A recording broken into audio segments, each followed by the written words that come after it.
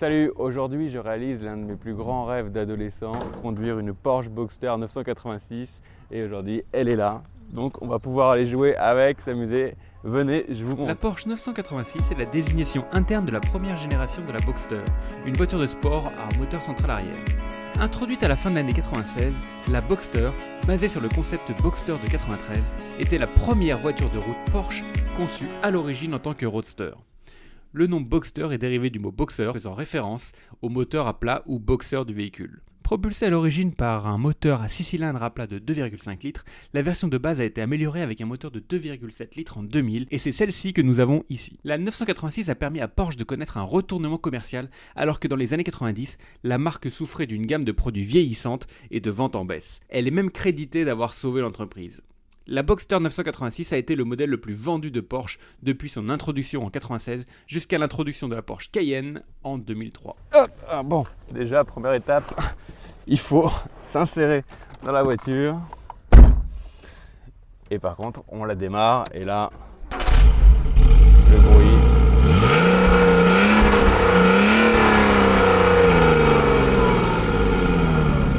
Il est juste magique. Allez, on y va.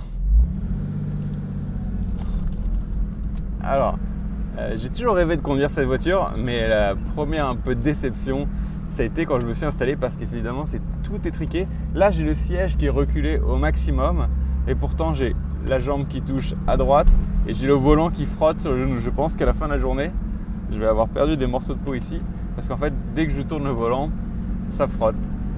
Donc le bruit derrière, ça c'est juste magique et ça fait rêver. Par contre, la position est pas dingue et comme je suis assez grand, je suis obligé d'être un petit peu penché comme ça vers l'avant pour avoir une bonne vision parce que là comme ça je suis un peu gêné par le haut du pare-brise. Donc c'est une voiture pour petit gabarit. Moi avec mes 1m87, je suis un chouïa trop grand. Peut-être qu'il me faudrait une Porsche un peu plus massive que la Porsche Boxster. I shouted at the mountains, watch me shine and fly. Alors là on arrive devant la première difficulté de la journée, les dodanes. Donc si on veut pas que le pare-choc à l'avant il frotte, le bas de caisse, il faut aller tout doucement. Donc en vitesse max on est pas mal, mais par contre en passage de dodane on est vraiment tout nul. Alors par contre tu vois, l'accélération, le bruit il est sympa, on n'est pas non plus collé au siège. Mais par contre la musique derrière, le moteur il est juste derrière nous, là c'est vraiment une petite symphonie. Et le freinage, ça va. Je n'ose pas appuyer très fort.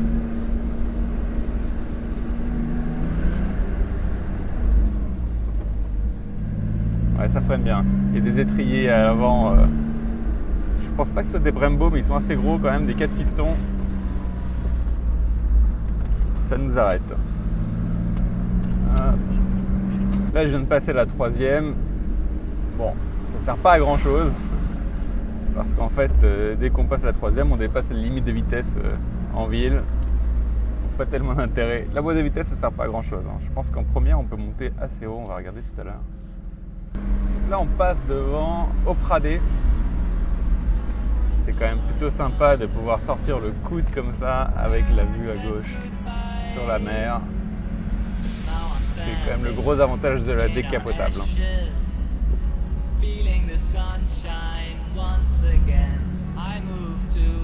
Alors on se croirait un peu à Miami, on chill, on est à 20 à l'heure avec le coude sur la portière, la mer à côté, on est pas mal. En Porsche évidemment, qui est quand même vachement stylé. De toute façon on ne peut pas aller beaucoup plus vite parce qu'il y a des dodanes tous les 20 mètres. Et ça la Porsche elle aime pas les dodanes. On va faire un test en première, on va jusqu'à combien?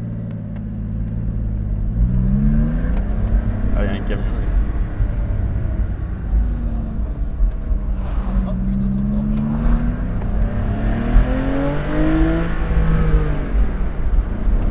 En 50 à l'heure en première, donc en ville il faut garder la première.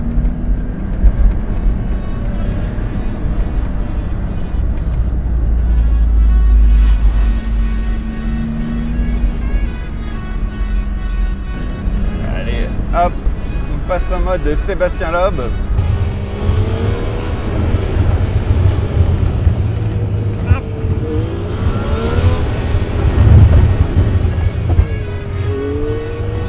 On va pas forcément très vite, mais juste le fait d'accélérer, de sentir un peu le petit G et puis le bruit du moteur, juste ça fait plaisir.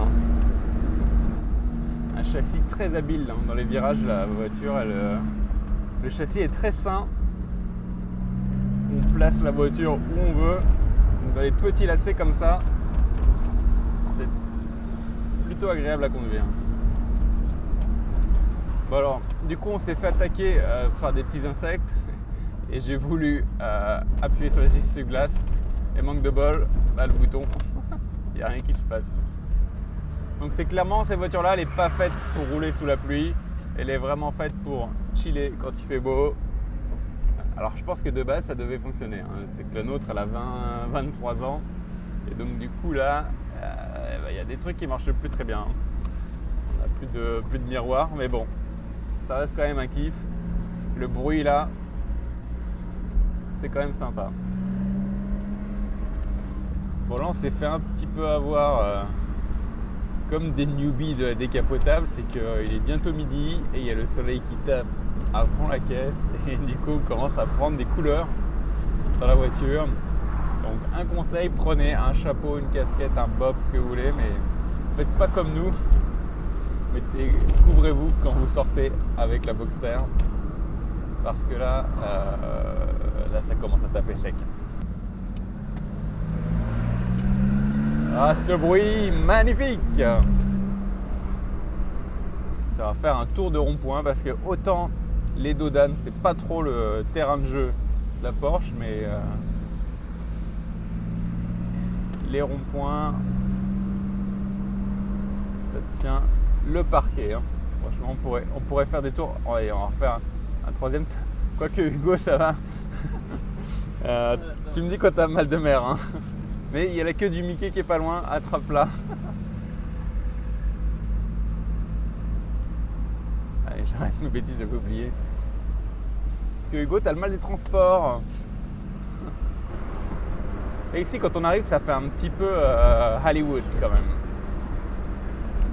On se croirait un peu en Californie, on n'est pas loin de la Californie française. Bon, sauf que quand on passe devant une station Leclerc, on se rend bien compte qu'on n'est pas aux States, quoi.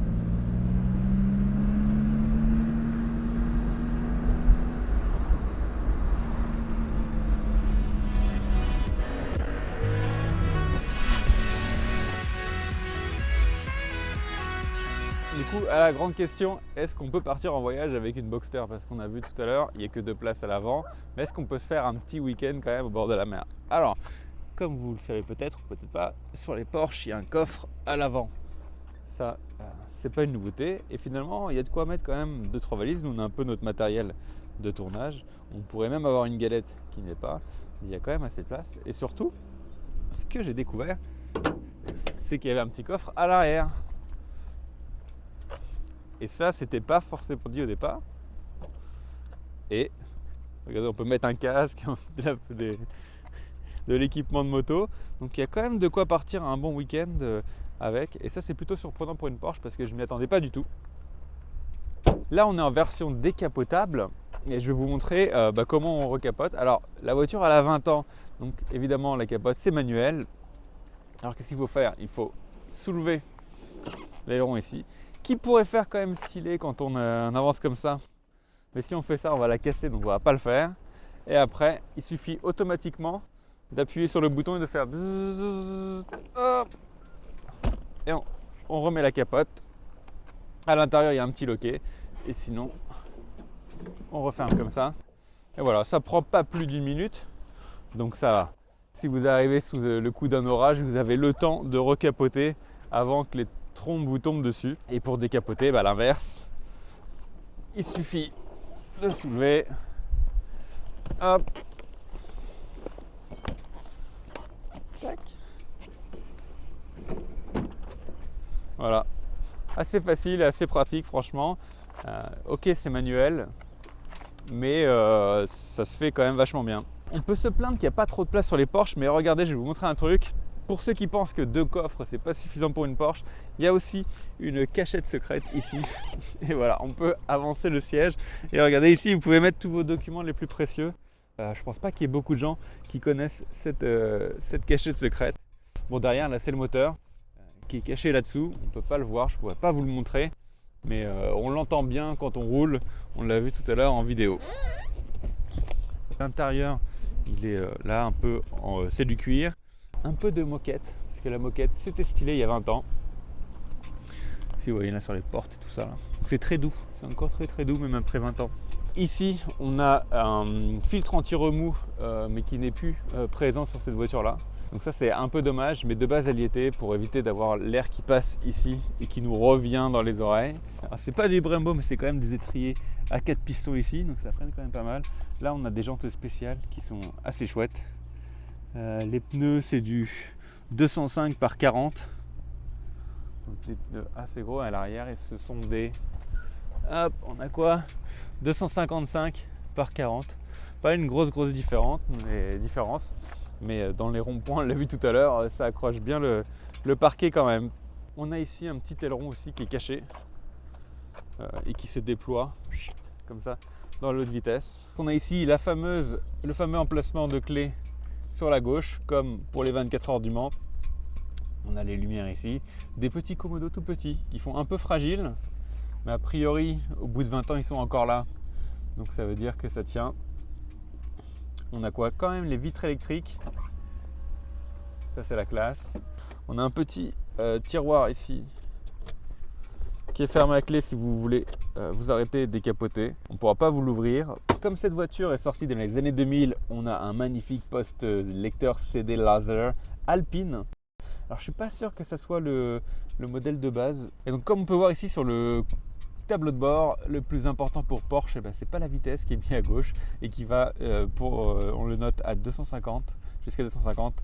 De 0 à 50, l'aiguille ne bouge pas des masses. Par contre, ce qui est important, c'est le contour, un peu comme dans les Mini, mais je pense que c'est Mini, c'est inspiré de Porsche pour faire ça. Le contour est au milieu, donc on peut monter jusqu'à 6005 tours. Donc pas beaucoup de régime moteur, mais par contre un couple assez intéressant. Pour le passager, par contre, il y a un airbag. Donc ça c'est bien pour la sécurité. Par contre, il n'y a pas de boîte à gants. C'est vrai que sur certaines décapotables, on retrouve ici une boîte à gants qu'on peut fermer à clé. Chez Porsche, il n'y avait sûrement pas la place. Et là, on va pouvoir accélérer un peu.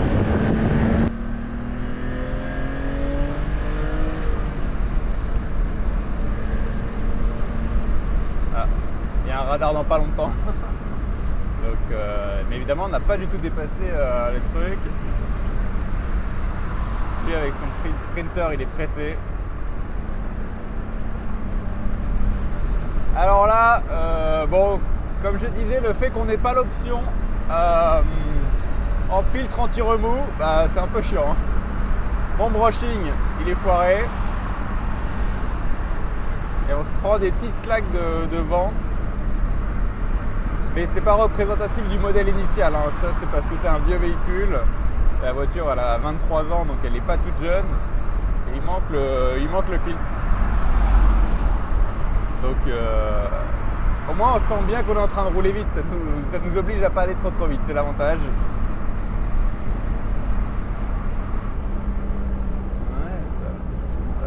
Ça change. Il y a une petite chicane. Ah. Allez, on va se tenter une petite accel après le stop.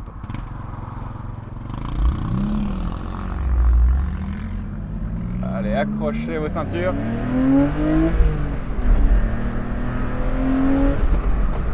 Ah, on a perdu le GPS.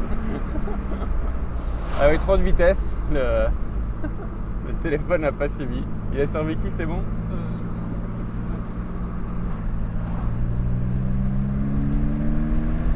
En fait, c'est surtout dans les hauts régimes que ça commence un peu à accélérer. À bas régime, le moteur il n'a pas trop de couple. Par contre, dès qu'on passe les 4000-5000 tours, là ça commence à être intéressant. Franchement, là la Boxster, c'est vraiment l'endroit où elle est parfaite. Décapotable, la mer à côté, il fait beau, franchement.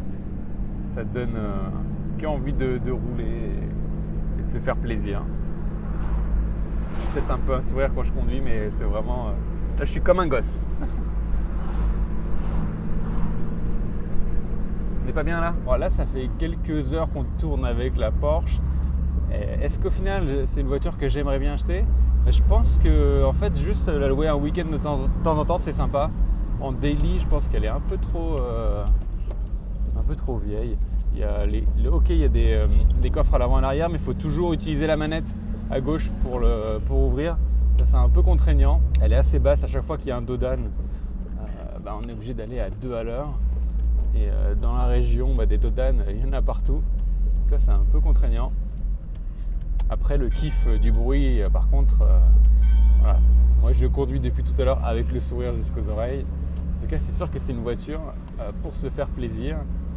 Si on a envie d'avoir le sourire aux lèvres tout le temps, il ne faut pas hésiter. Moi, personnellement, je ne pense pas que je vais m'en prendre une. Il faudra que j'essaie d'autres voitures parce que dans la vie, il n'y a pas que la Porsche Boxster, il y en a plein d'autres. Hop. Une fois arrivé, le plus compliqué maintenant, c'est de s'extirper du véhicule. Hop. Il faut avoir fait un petit peu de salle. Mais sinon, c'est vraiment trop cool. Franchement, cette voiture, c'est un petit bolide. Moi, je vous conseille tous d'essayer au moins une fois de la conduire. Nous voilà arrivés à la fin de notre périple avec la Porsche 986. Est-ce que j'ai kiffé? Carrément, franchement, ça c'est un petit bolide, un petit kart sur roue. C'est vraiment comme j'avais espéré depuis toutes ces années où je les voyais sur la route et que j'avais jamais pu les mettre la main sur une. J'ai passé une journée de malade. Franchement, le bruit, avoir le petit moteur derrière avec le bruit qui ronronne tout du long, c'est vraiment un truc que je vous conseille à tous d'essayer. J'espère que cette vidéo t'a plu. Si c'est le cas, n'hésite pas à mettre un petit like et à t'abonner. Si jamais tu as d'autres voitures que tu voudrais que j'essaye, n'hésite pas à me le dire aussi dans les commentaires. Et à bientôt pour d'autres vidéos. Allez, ciao!